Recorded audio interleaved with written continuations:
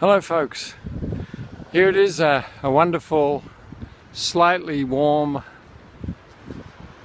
slightly dark afternoon in Halifax, right at the top of Halifax on the Citadel Hill.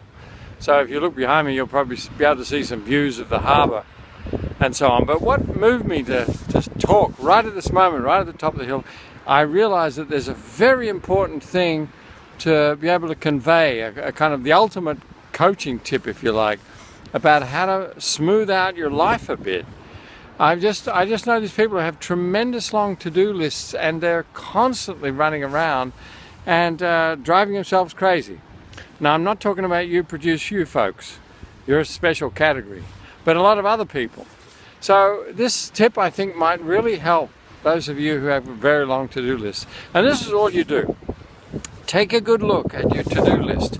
Look at each task that you've written down and decide whether A, it is important or not important, and B, if it is urgent or not urgent. So make 4 columns and just check off the one that apply. Important or not important, urgent or not urgent. Now, why would you do that? Well, it's very simple. The first thing you do is anything that's not important and not urgent, you cross it off straight away. You haven't got time for that.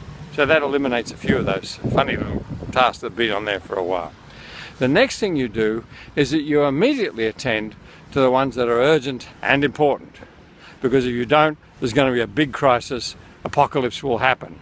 So those you do straight away, just do them now. Doesn't matter what time it is, get into it and do them, because that'll really reduce stress in your life. The third category is really important, the really important ones, is the ones that are important but not urgent. What do you do with those? You immediately put those in a schedule. You put them in a place where you're going to actually do them. So that, the secret of doing that, is that by scheduling them and then doing them, you reduce the number of things that become important and urgent. That reduces the crises in your life.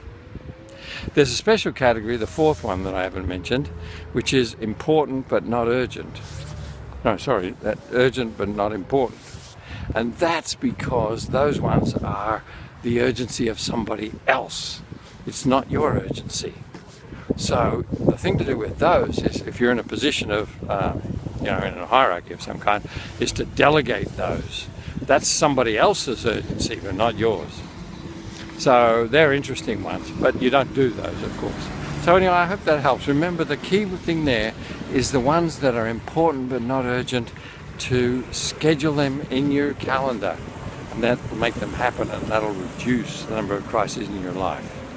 Okay, have a great day, everybody.